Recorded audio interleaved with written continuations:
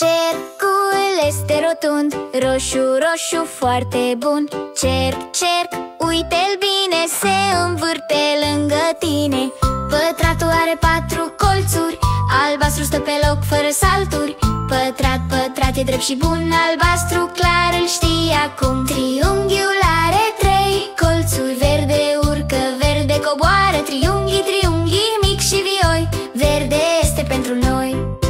Dreptunghiul este mai lung, galben se întinde în drum. Dreptunghi stă drept, galben clar îl vezi corect. Hai să spunem împreună forme și culori minunate. Cerc, roșu, pătrat, albastru, triunghi verde, dreptunghi galben, la la la ne jucăm. Forme și culori învățăm.